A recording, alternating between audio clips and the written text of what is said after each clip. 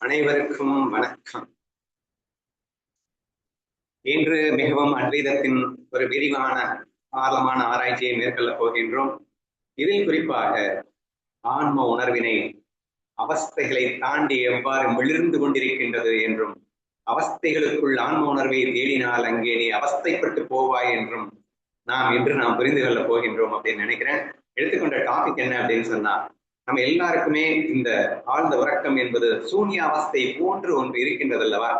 அந்த சூன்ய அவஸ்தையிலே நான் பிரம்மத்தை தேடினார் எனக்கு கிடைக்குமா கிடைக்காதா என்பதையும், இனி விழிப்பு அவஸ்தை அல்லது கனவு அவஸ்தை என்று ஒன்று இருக்கிறது. இன்னொரு அவஸ்தையை சேர்ந்து டிஸ்கஸ் பண்ண போறோம். இன்னைக்கு சமாதி அவஸ்தா அப்படிங்கிற ஒரு அவஸ்தை இருக்கு. அந்த அவஸ்தையும் டிஸ்கஸ் பண்ண போறோம். இவைகள் எல்லாவற்றிலும் இந்த ஆன்ம உணர்வு எப்படி இருக்கின்றது என்பதை எல்லாம் புரிந்து கொள்வதன் வாயிலாக நான் பிரம்மமே, நான் ஆன்ம உணர்வே, நான் சச்சித்தானந்தமே, சுயம் பிரகாசமாக நொடியும் நான் மிஸ் ஆகாம ஒளிந்து கொண்டே இருக்கின்றேன் என்ற அற்புத ஞானத்தை புரிந்து கொள்ளும் முயற்சி இப்போது நான் தொடங்குகிறேன். ஓகேவா?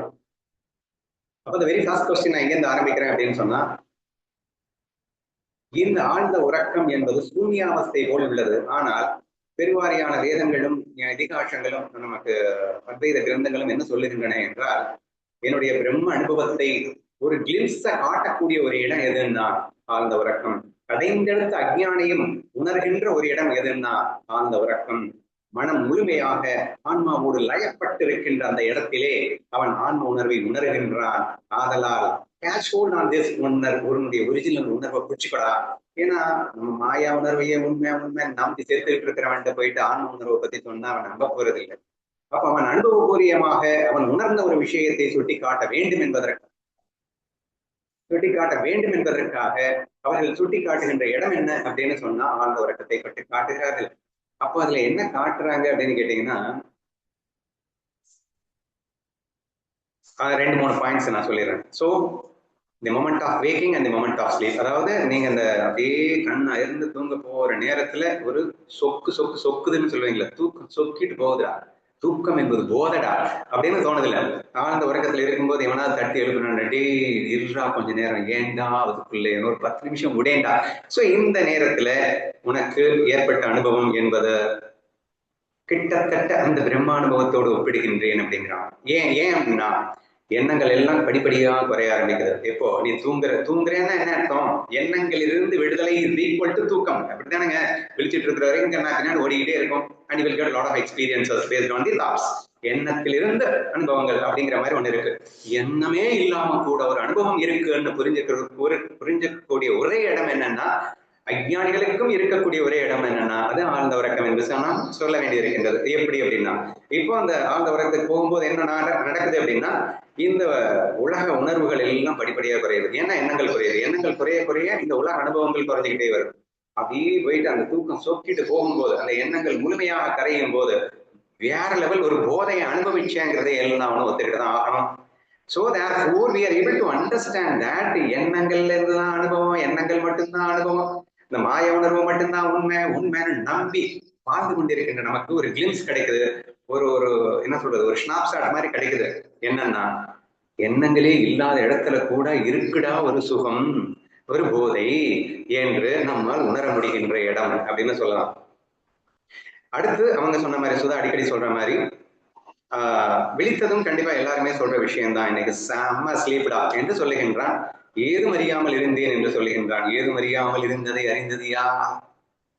அப்போ எண்ணங்களே இல்லாம கூட நான் இருக்கேன்டா, எண்ணங்களே இல்லாம கூட நான் சாட்சியாக உணர்கின்றேனடா, ஏதும் அறியவில்லை என்று நான் உணர்ந்திருக்கின்றேன் அல்லவா, அதுதானே நான் விழித்ததுக்கு அப்புறம் சொல்லுகின்றேன் என்று அந்த அடிப்படையில் எல்லாம் பார்க்கும்போது, ஆன்ம உணர்வை நாம் பிடிக்கிறதுக்காக யூஸ் பண்ணக்கூடிய ஒரு மெகா டெக்னிக் தான் இந்த பர்டிகுலர் விஷயம். இந்த ஆழ்ந்த உறக்கம் அப்படிங்கிறது ஆன்ம உணர்வு அப்படிங்கிறதோட எப்படி மேட்ச் ஆகுது அப்படின்னா, ஆன்ம உணர்வு எண்ணங்கள் அப்படிங்கிறது இல்லாத ஒரு உணர்வு. சரியா? இந்த மனமானது ஆன்மாவோடு லயப்படுது. ஏன்னா எண்ணங்களை ஸ்டாப் பண்ணிடுச்சு அப்படின்னாலே, இப்போ நம்ம பாதையில என்ன சொல்லுவோம் அப்படின்னா, ஆன்மாவே கல்பனையின் துணை கொள்ளும் போது உலகமாக விரிந்தது அப்படின்னு சொன்னோம். அப்ப கல்பனையை ஸ்டாப் பண்ணிடுச்சு அப்படின்னா அப்ப ஆன்மா உணர்வு கல்பனை இல்லாம இருக்கு, சரியா? அப்ப மனம் ஆன்மாவோடு லயப்பட்டு விட்டது. இது அஞ்ஞானிகளுக்கு கூட சூப்பா ஆன்மாவோட லயப்படுது. அதுக்கு அடுத்த நாள் சூப்பா டிஸ்கஸ் பண்ணோம். விழிப்பிலும் ஆன்மா மனதோடு லயப்பட்டுதான் இருக்க வேண்டும், இருக்க முடியும். ஆனால் ஞானிகளுக்கு விளங்குகிறது, அஞ்ஞானிகளுக்கு விளங்கவில்லை. அதெல்லாம் சொல்லிட்டே இருந்தாங்க. அது லெந்தியா போயிடும் வீடியோ, வேணாம். இப்ப நம்ம எடுக்கிற சப்ஜெக்ட் மட்டும் வருவோம். இப்போ இந்த விஷயத்தை நம்ம டீப்பா டிஸ்கஸ் பண்ண இருந்தாலும் என் மனசு ஒத்துக்கொள்ளவில்லை என்று நான் இன்று சண்டை போட்டேன். சுதாவிடம் சண்டை போட்டேன். என்ன போட்டேன்? எல்லாம் சரிதாமா, உணர்வுன்னு ஒண்ணு இருக்கணும் இல்லம்மா. ஏமா சச்சிதானந்தம் அப்படின்னா ஒரு செகண்ட் கூட அது வராது போகாது, நிரந்தரமா இருக்கும், பெர்மனன்ட் பிளேஸ் தானே சொல்லிட்டு இருக்க. ஆழ்ந்த உறக்கத்துல என்ன மண்ணாங்கட்டி இருந்தது? அங்க ஒண்ணுமே இல்ல. அப்படியே moment of waking, moment of அந்த நேரத்துல தானே இருந்தது. டீப்பா தூங்கினதுக்கு அப்புறம் இது எங்க இருந்தது? டீப் ஸ்லீப்ல ஒரு சூனியம் மைதானமா இருக்கு என்ற ஒரு விஷயத்தை நான் கேட்டபோது அவள் அழகா என்ன சொல்றா அப்படின்னா, அண்ணா சூனியத்தில் இருக்கிறேன் என்று நீங்கள் உணர்கிறீர்களா? ஆமா, சூனியத்தில் இருக்கிறேன்னு தான் நானும் சொல்லிட்டு இருக்கேன். இருக்கிறேன் என்பதை உணர்கிறீர்களா? ஆமா இருக்கிறேன்ல. இருப்பு என்று நீங்கள் ஒப்புக்கொண்டாலே சத் சித் ஆனந்தம் என்பது பிரிக்க முடியாத வார்த்தை. சத்தை ஒப்புக்கொள்ளும் போது அது சித்து தான் சத்தாக இருக்க முடியும், ஆனந்த வடிவம் தான் அங்கே சத்தாக இருக்க முடியும். சத் சித் ஆனந்தம் என்பது அதனுடைய மூன்றும் பிரிக்க முடியாத வார்த்தைகள். ஆதலால் நீங்கள் எப்போது இருப்பை ஒப்புக்கொண்டீர்களோ அப்போதே நீங்கள் சச்சித்தானந்தத்தை ஆழ்ந்த உறக்கத்தில் இருக்குது என்பதை ஒப்புக்கொண்டதாகத்தானே அர்த்தம் என்று அவர் கேட்டார். அப்ப நான் என்ன சொன்னேன்? ஏமா சத்து இருக்கு, இருப்பு இருக்கு, அது ஒளிரணும்ல. சச்சித்தானந்தம்னா ஆனந்த உணர்வு எனக்குள்ள வரணும்ல. ஆனந்த உணர்வு காணுமே அங்க. ஆனந்த உணர்வு இல்லாமல் இருந்தேன் அல்லவா என்று நான் வாதிடும் போது அவள் மீண்டும் மீண்டும் என்ன சொல்கிறார்கள் என்றால், அண்ணா நீங்கள் ஆனந்த உணர்வில் தான் இருக்கிறீர்கள், அதை வெளிப்படுத்தலாம், வெளிப்படுத்தாமலும் இருக்கலாம். வெளிப்படுத்தினால்தான் ஆனந்தம், வெளிப்படுத்தினால்தான் ஆனந்தம் என்று நீங்கள் ஏதோ தவிப்பது போல் எனக்கு தெரிகிறது. அது என் நிலையிலும் அது ஆனந்த உணர்வே என்று நீங்கள் ஏன் புரிந்து கொள்ளக்கூடாது அப்படின்னு ஒரு வார்த்தை கேட்கிறார். என்னன்னா, சூன்ய அவஸ்தை என்று சொல்லுகின்றீர்களே, அது வெறும் அவஸ்தை தானே, அது ஒரு மாய அவஸ்தை தானே. அந்த மாய அவஸ்தைக்கு பின்னணியில் அந்த ஆனந்த உணர்வு இல்லாமலா அந்த மாய அவஸ்தை இருக்கின்றது? இருப்பை ஒப்புக்கொண்ட நீங்கள் ஆட்டோமேட்டிக்காக ஆனந்த உணர்வையும் ஒப்புக்கொள்ளத்தானே வேண்டும். ஆனால் ஆனந்த உணர்வே சூன்ய அவஸ்தையில் இருக்கிறதுன்னு வேணா வச்சுட்டு போங்க. ஆனந்த உணர்வு இப்போது சூன்ய அவஸ்தையை அனுபவிக்கிறதுன்னு வச்சுட்டு போங்கப்பா. நீங்க தானே கத்துறீங்க. விழிப்பில் ஆன்ம உணர்வு தான் இருக்கு. எந்த ரேஞ்சுக்கு நீங்க பேசுறீங்க? மொல்ல மாதிரி உணர்வு, முடிச்சவைக்கு உணர்வா இருந்தாலும் ஆன்ம உணர்வு தாண்டா என்றெல்லாம் நீங்க கத்துனது இல்லையா? அப்ப என்னது அது? ஆன்ம உணர்வே இப்படியெல்லாம் அவஸ்தையில் இருக்க முடியும் என்றால் ஆன்ம உணர்வு தான் அந்த மாதிரி ஒரு முள்ள மாதிரி முடிச்சவைக்கு உணர்வுல எல்லாம் இருக்கு அப்படின்னு நீங்க சொல்றது உண்மையா இருந்தா, ஆன்ம உணர்வு சூன்ய அவஸ்தையில இருக்குன்னு வச்சுட்டு போங்க. சூன்ய அவஸ்தை ஆன்ம உணர்வே இல்லை என்று எப்படி நீங்க சொல்கிறீர்கள்? எப்போது இருப்பை ஒப்புக்கொண்டீர்களோ அப்ப இருப்பாக இருப்பதே ஆனந்தம் தானே. அந்த ஆனந்தம் அவஸ்தைக்காக சூன்யத்தில் இருக்கிறதுன்னு சொல்லலாம்ல. அவஸ்தைக்காக வில்லனா இருக்கிறது, ஹீரோவா இருக்கிறது, லூசா இருக்கிறது, பைத்தியக்காரனா இருக்கிறதுன்னு சொல்லலாம்ல. அதெல்லாம் ஒத்துக்கிறீங்கல்ல. அவஸ்தைக்காக அது எப்படி எல்லாம் இருக்கின்றது? உண்மையில் அது இல்லவே இல்லை, அது எதுவுமே இல்லை. அந்த சச்சிதானந்த உணர்வே தான் இப்படி சும்மா நாச்சுக்கு தெரியுதுன்னு தானே சொன்னீங்க. அது சும்மா தெரியுதுன்றதுக்காக அது சூனியான்னு நீங்க சொல்லிட்டு இருந்தீங்க. அப்படின்னா அதையும் சூனியான்னு சொல்லிட்டு போங்க. மாயையிலே தென்படுவதெல்லாம் சூனியம் தானே, இருக்கிறது ஒரிஜினல் உணர்வு தானே. அப்ப எல்லாமே பொய் தானே. பொய்னா இல்லைன்னு தானே அர்த்தம். இல்லாதது சும்மா தானே தெரியுது. அப்ப அதையெல்லாம் நீங்கள் சூனியம் என்று சொல்ல மாட்டீர்களாக்கும். ஆனால் இந்த சூனிய அவஸ்தையை மட்டும் நீங்கள் சூனியம் என்று சொல்லிக் கொண்டு திருவீர்களாக்கும் என்று ஒரு பிடியாக பிடிக்கும் போது நம்ம ஏற்றுக்கொள்ளும் வகையிலே அது அமைகின்றதாக எனக்கு தோன்றுகிறது. சரியா? சரி, அப்படின்னா இப்போ அந்த ஆழ்ந்த உறக்கத்தில் நான் எதுக்காக திரும்ப கேட்டுட்டு இருந்தேன்னா, மற்ற கனவுலையோ அல்லது விழிப்பிலேயோ கூட எனக்கு ஒரு உணர்வு இருக்குல்ல, ஆனா இங்க ஒரு உணர்வும் இல்லையே என்ற ஒரு அடிப்படையிலே நம்ம இந்த விஷயத்தை நம்ம வச்சோம். ஆனா எல்லாரும் வேதங்கள் என்ன காட்டுது? சச்சிதானந்தத்தை பிடிக்கிற இடமே ஆழ்ந்த உறக்கம்னு வேற காட்டுது. ஆனால் அது எப்படி காட்டுது அப்படின்னா, விழித்ததும் அந்த மனதனுடைய அந்த ஆன்மாவினுடைய அந்த உணர்வை ரெஃப்ளெக்ட் ஆகி மனசு வெளிப்படுத்தும் போது காட்டுது, அல்லது moment of waking and moment of இதுல காட்டுது அப்படிங்கிறது தான் நம்ம எடுத்துக்க முடியுமே தவிர, மீதி நேரத்துல இது எங்கேயா இருக்கு, சூனியம் தானே என்றுதான் எனக்கு என்ன தோன்றுகிறது. ஆனால் அதை அவஸ்தா பேதத்தின் அடிப்படையிலே, அது மாயை என்ற ஒரு விஷயத்தின் அடிப்படையிலே கண்கொண்டு பாருங்கள். மாயையிலே ஆன்மாவை தேடாதீர்கள். அது ஒரு மாய சூனிய அவஸ்தை என்பது ஒரு உணர்வாக வச்சுக்கோங்களேன். ஏதுமறியாதல் இருத்தல் என்பது ஒரு உணர்வாக வச்சுக்கோங்களேன். என்கின்ற மாதிரி நம்ம எடுத்துட்டு போகும்போது, அதாவது ஒரு சுயம் பிரகாசமானது ஒளி வீசுகின்ற வேஷத்தையும் எடுக்கலாம், டார்க்னஸ் வேஷத்தையும் எடுக்கலாம்ல. சுயம் பிரகாசமே வேஷத்துல என்ன வேணா எடுக்கலாம்லப்பா. அதுல ஒண்ணுல ஒளி வீசுகின்ற உதவுன்னா ஞான பிரகாசத்தோட சாத்வீக ஒரு வேஷத்தை எடுத்துக்குதுன்னு வச்சுக்கோங்க. இன்னொன்னு தமசிக்கல ஒரு டார்க்னஸ் வேஷத்தையும் எடுத்துக்க முடியும்னு நீங்க ஒத்துக்கிறீங்க அப்படின்னா, அந்த மாதிரி அது சூனியத்தில் இருப்பது போல் இருக்கின்றது என்று வேணால் சொல்லுங்கள்.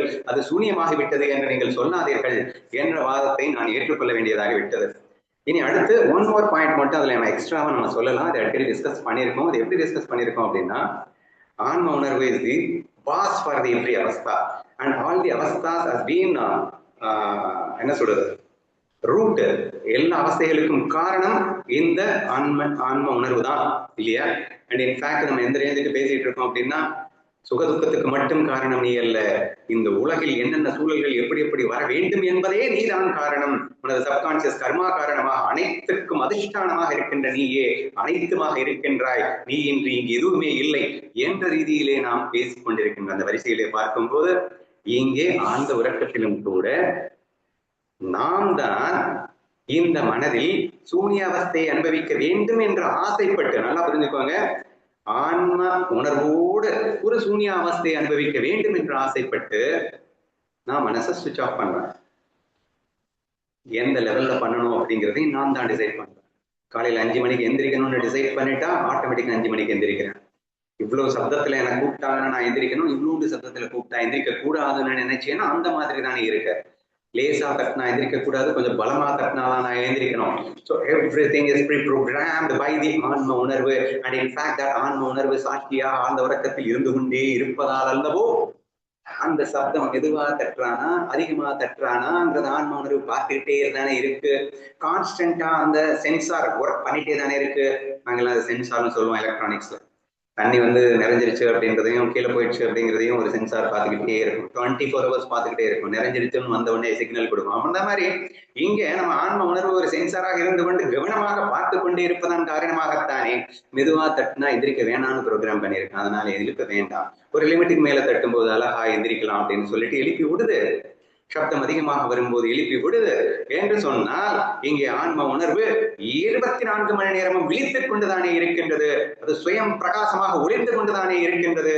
அப்படி என்றால் ஆனந்த உணர்வோடு தானே, ஆனால் ஏதுமறியாமல் இருக்க வேண்டும் என்ற அந்த சூனிய அவஸ்தைக்கு அது விரும்பி இருக்கின்றது. ஆன்ம உணர்வே சூனிய அவஸ்தை அனுபவிக்க வேண்டும் என்பதற்காக அது அப்படி இருக்கின்றது. அந்த மொமெண்ட் வரைக்கும், அந்த 5 மணி நேரத்துக்கு இப்படித்தான் அனுபவிக்க வேண்டும் என்று ஆன்ம உணர்வோடு அதை அனுபவித்துக் கொண்டிருக்கின்ற காரணத்தினால் அது உங்களுக்கு சூனிய அவஸ்தைவாக தெரிகிறது. ஆம் என்றே வைத்துக் கொள்ளுங்கள். ஆழ்ந்த உறக்கம் என்பது சூனிய அவஸ்தை என்றே வைத்துக் கொள்ளுங்கள். ஆனால் அந்த சூனிய அவஸ்தை என்பது பிரம்மம் அல்ல. அந்த சூன்ய அவஸ்தைக்கே அதிஷ்டானமாக இருக்கின்றது அந்த பிரம்மம் என்று நீங்கள் உணர்வீர்களே, ஆனால் எங்களுக்கு எந்த குழப்பமும் வராது. இங்கே நாங்கள் ஆழ்ந்த உறக்கத்தில் பிரம்மானுபவத்தை பெறலாம் என்று குறிப்பிட்டது அவஸ்தையை நாங்கள் பிரம்மவஸ்தை என்று சொல்லவில்லை. ஏன்னா பிரம்மம் அப்படிங்கிறது பெர்மனண்டா இருந்து கொண்டே இருக்கணும். ஆழ்ந்த உறக்கம் பெர்மனண்டா இருக்கு, அது எழுத்தில் மாறிக்கிட்டே இருக்கு. அப்போ பிரம்மவஸ்தை என்பது பெர்மனண்ட். ஆனால் அந்த பிரம்மானந்தத்தை ஒரு கிளிம்ஸாக கேட்ச் பண்ணக்கூடிய ஒரு இடமாகத்தான் நான் ஆழ்ந்த உறக்கத்தை சொன்னேனே தவிர ஆழ்ந்த உறக்கம் என்ற அவஸ்தையே பிரம்மவஸ்தை என்று நாம் சொல்லவில்லை என்று நீங்கள் புரிந்து கொண்டால், அந்த சூன்ய அவஸ்தை என்று நீங்கள் ஒப்புக்கொண்டாலும் அந்த சூன்ய அவஸ்தை அல்ல பிரம்மவஸ்தை. சூன்ய அவஸ்தைக்கே அதிஷ்டானமாக இருந்து கொண்டு அந்த சூன்ய அவஸ்தையிலும் இருந்து கொண்டு, சரியா, 24 hours அந்த சென்சாராக ஆக்டிவேட் பண்ணிக்கொண்டு அந்த பிரம்ம உணர்வு இருந்து கொண்டிருக்கிறது. ஆதலால் ஆழ்ந்த உறக்கத்திலும் பிரம்ம உணர்வு அதிஷ்டானமாக இருக்கின்றது என்று புரிந்து கொள்ள வேண்டும். அவஸ்தையாக இருக்கின்றது என்று நீங்கள் புரிந்து கொள்ளணும் அவசியம் இல்லை. ஏன்னா அனைத்து அவஸ்தைகளுக்கும் அதிஷ்டானமாக அதுதான் இருக்கிறது. இன்னொரு கிளாஸ்ல நம்ம என்ன ப்ரூவ் பண்ணிட்டோம்? விழிப்பு நிலையில் இருக்கின்றதும் அதுவே தான் அப்படிங்கிறத தெளிவா நம்ம ப்ரூவ் பண்ணோம். அந்த பிரம்ம உணர்வே தான் முக்குணங்களின் தொடர்பு கொண்டு முக்குணத்தின் பெர்சன்டேஜ் கலவையோட டிஃப்ரெண்டா எக்ஸ்பிரஸ் பண்ணி மகிழ்வதற்காக அது டிஃப்ரெண்டாக வெளிப்பட்டு கொண்டிருந்தாலும் எல்லா உணர்ச்சிகளும் இங்கே அந்த ஆன்ம உணர்வே தான் வெளிப்படுத்தி கொண்டிருக்கிறது. உணர்ச்சிகளில் 1000 வேதத்தை பார்க்கலாம், அத்தனை 1000 வேதமும் சச்சிதானந்த உணர்வு தான். அப்போ உணர்வு ஒண்ணுதான், அது ரம்ய ரமல சமாதானா என்ற அந்த ஒரு உணர்வே இங்கே எக்கச்சக்கமான உணர்ச்சி வேதங்களாக இருக்கிறது என்று நாமல் பார்க்கும்போது ஆன்ம உணர்வு எப்போதும் ஒளிந்து கொண்டிருக்கிறது. அவஸ்தையிலே வேதம் இருக்கும், அவஸ்தையிலே இருட்டு கூட இருக்கும், ஒளி இருக்கும், என்ன வேணா இருந்துட்டு போகும். நீங்க அவஸ்தைக்குள் மாட்டாமல் ஆன்ம உணர்வை தேடினால் உங்களால் சுலபமாக கேட்ச் செய்ய முடியும் என்ற விஷயத்தோடு நாம் இதை கன்ஃபைன் பண்ணிக்கொண்டு இன்னொரு ஆழமான விஷயத்தை இன்று நாம் காணவிருக்கின்றோம். அது என்ன அப்படின்னு சொன்னா, சமாதி அவஸ்தைக்குள் நான் பிரம்ம உணர்வை கேட்ச் பண்ண முடியாதா? ஆழ்ந்த உறக்கத்துல கேட்ச் பண்ணீங்களா, இந்த ஒரு கிளிம்ஸ் காட்டினீங்களா, moment of waking and moment of sleep and விழித்தவுடன் நமக்கு ஏற்படுகின்ற அந்த ரெஃப்ளெக்ஷன், அனுமான பிரமாணத்தால் கிடைக்கின்ற ரெஃப்ளெக்ஷன். ஸோ அதை வச்சு நீங்க ஏன் அத மாதிரி நீங்க சமாதியில எனக்கு அதை காட்டக்கூடாதா என்று கேட்டால் கண்டிப்பாக முடியும். அப்படிங்கிறத புரிஞ்சுக்கணும். நிறைய பேருக்கு இருக்க அந்த டவுட் நான் இப்ப கிளாரிஃபை பண்ண போறேன். What is the difference between the deep sleep and சமாதி அப்படிங்கிற ஒரு முக்கியமான கேள்வி நிறைய பேருக்கு இருக்கு. அதையும் நம்ம இன்னைக்கு கிளாரிஃபை பண்ணிடலாம். சரியா? சரி, இதை எப்படி புரிஞ்சுக்கலாம் அப்படின்னா, நான் சிம்பிளா ஒரே வரியில நான் புரிஞ்சுக்கிட்டது என்னுடைய அனாலிசிஸ்ல, இன்ஃபேக்ட் அனுபவத்துல அப்படின்னு கூட சொல்லலாம். நான் முழுசான சமாதி நிலையெல்லாம் நான் ஒன்றும் அடையலை. பட் அப்பப்போ மெடிடேஷன்ல ஏதோ 1 or 2 minutes கிடைக்கிற அந்த அவஸ்தையை வைத்துக்கொண்டு நான் புரிந்து கொண்டது அப்படிங்கிறது, the moment of waking and the moment of sleep, அந்த ஆழ்ந்த உறக்கத்துக்கு போகின்ற வினாடிகள், ஆழ்ந்த உறக்கத்திலிருந்து விழிக்கின்ற வினாடிகள், அந்த இடத்துல எனக்கு ஒரு போதை கிடைச்சதில்ல. அந்த போதை தான் சமாதி போதை. ஏன்னா மனம் முற்றிலும் அங்கே இல்லை. அந்த ரம்ய ரமல சமாதானா என்ற அந்த பிரம்ம உணர்வு இருக்கு இல்லையா, அந்த பிரம்ம உணர்வை அப்படியே மனம் ரிஃப்ளெக்ட் ஆகுது.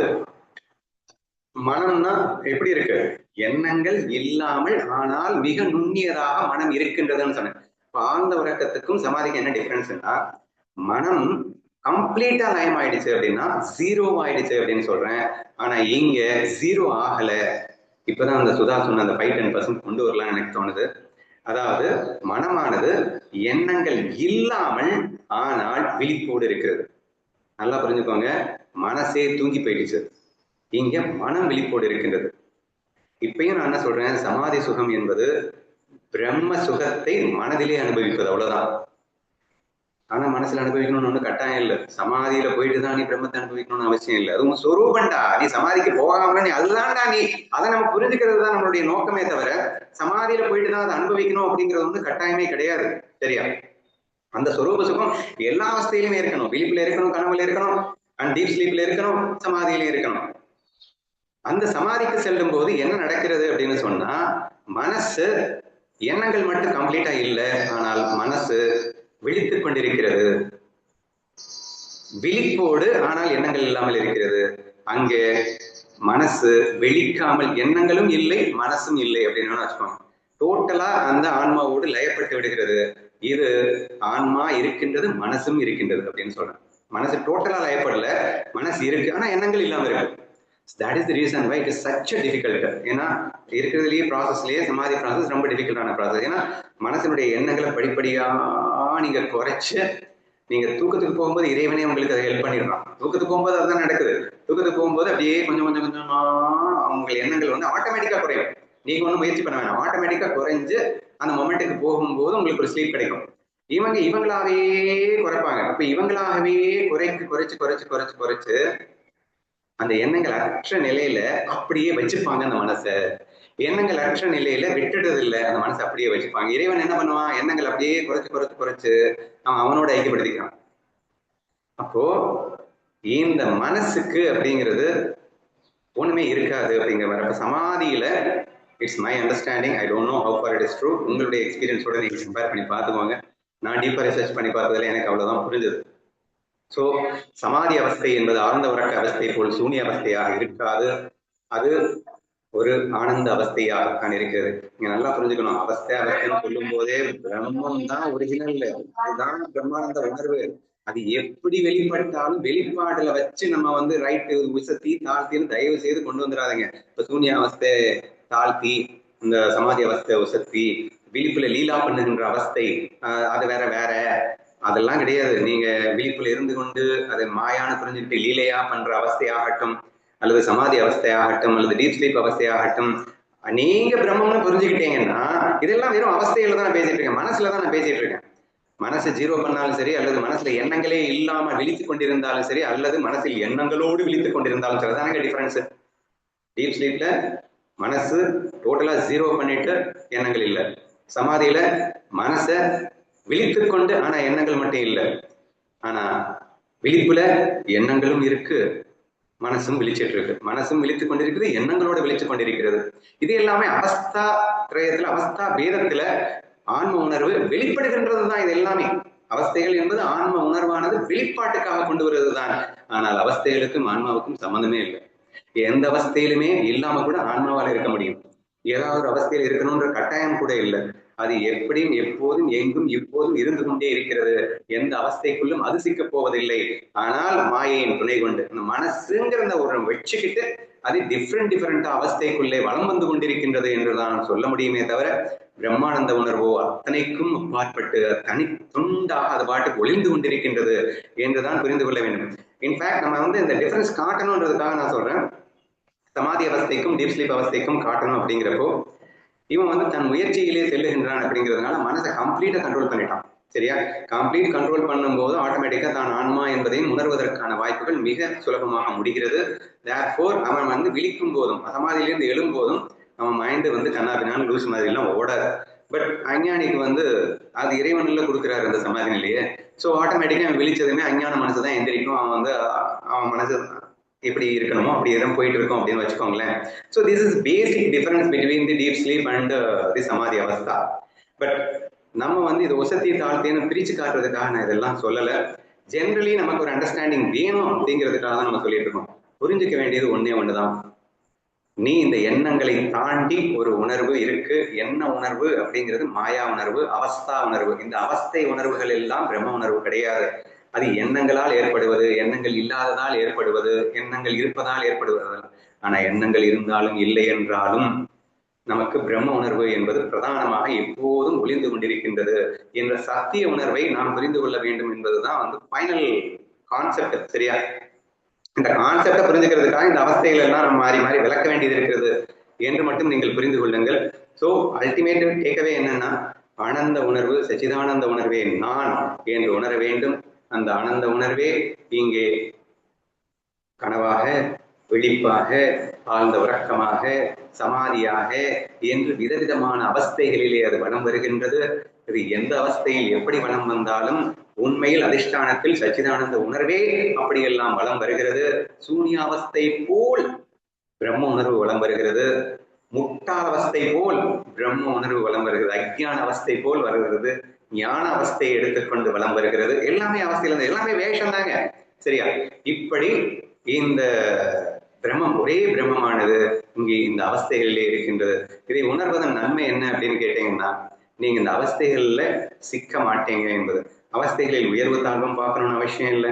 ஆஃப்டர் ஆல் மாயாங்கிற தெளிவான புரிதல் நமக்கு வந்துருச்சு அப்படின்னா பிரம்மே நான் என்ற அந்த விழிப்புணர்வை நாம் பெற்றுவிட முடியும். இவை அனைத்தையும் மாயை என்று உணர்வதே. இன்னைக்கு நாங்க அஷ்டாவகர கீதை படிச்சுட்டு இருக்கோம். அதுல பாத்தீங்கன்னா அவர் லேட்டஸ்டா சொல்லிட்டு வர்றது எல்லாமே, நீ கற்றுக்கொள்ள எல்லா கிரந்தங்களினுடைய நாலேஜையும் நீ மறந்தாதான் நீ ஞானியாவ. நீ மெடிடேஷன் பண்ணேன்னா நீ ஞானியே ஆக முடியாது. நீ எந்த பயிற்சிகளையும் பண்ணக்கூடாது. ஏன்னா எந்த அவஸ்தைகளையும் போகாதங்கிற. பயிற்சி என்பதும் ஒரு அவஸ்தை தானே, ஞானம் என்பதும் ஒரு அவஸ்தை தானே, அஜ்ஞானம் என்பதும் ஒரு அவஸ்தை தானே, எல்லாமே மாயை தானே என்றெல்லாம் நீ புரிந்து கொள்ளும் போது அது மாயான்ற தெளிவில் இருந்துட அவ்வளவுதான். எதுவும் பண்ணாத, நீ மாயான் புரிதல்ல இரு. இந்த அவஸ்தைகள் எப்படி வேணுமானால் இருந்து போகட்டும், நீயோ பிரம்மானந்தம் என்று அந்த ஆனந்த உணர்விலேயே இருக்க வேண்டும் என்றுதான் அவர் கடைசியை ரிக்வெஸ்ட் பண்ணிக்கிட்டே வர. ஸோ அதே ஒரு இன்டென்ஷன்ல தான் நான் இங்க பேசிட்டு இருக்கேன். ஸோ ஃபீல் தட் ஐ ஆம் தி பிரம்ம உணர்வு அப்பார்ட் ஃப்ரம் ஆல் திஸ் அவஸ்தா. இந்த அவஸ்தைகளை பத்தி கவலைப்பட வேண்டாம். சந்திராமா கேட்ட மாதிரி கனவிலிருந்து விழித்ததும் எப்படி அந்த உலகம் காணாமல் போனதோ அப்படி காணாமல் போக வேண்டும் என்ற அவஸ்தை நமக்கு அவசியம் இல்லை. அதுவும் ஒரு அவஸ்தையாகத்தான் இருக்கும். ஏன்னா அதுதான் சமாதி. சமாதியில நீங்க வந்து சகஜ சமாதி, அதாவது விழிச்சு உங்க பாடி நடமாடி கொண்டிருந்தா கூட உங்களுக்கு என்ன நடக்குதுன்னு தெரியாது, இந்த உலகம் இருக்கிறதே தெரியாது. அப்படி ஒரு அவஸ்தை இருந்தால்தான் ஞானம் என்று எந்த கிரந்தமும் சொல்லவில்லை. அது எல்லாமே ஒரு அவஸ்தை தானே. இந்த அவஸ்தையில இருந்ததுக்கு மேலே கீழே அப்படின்னு எல்லாம் ஒன்றும் சொல்லணும்னு அவசியம் இல்லை. நீ அல்டிமேட்லி புரிஞ்சுக்க வேண்டியது இது எல்லாமே மாயா. அவஸ்தை என்பதே ஒரு மாயா தான். நீ பிரம்மம்னு புரிஞ்சுக்கிட்டதுக்கு அப்புறம் என்ன அவஸ்தையில இருந்தாலும் அதை பத்தி நமக்கு கவலை இல்லை என்பதுதான் நான் மிக தெளிவாக புரிந்து கொள்ள வேண்டும் அப்படிங்கிறது தான் என்னுடைய ரெக்வஸ்ட். சொல்ல வேண்டியதை சொல்லிட்டேனான்னு எனக்கு தெரியல.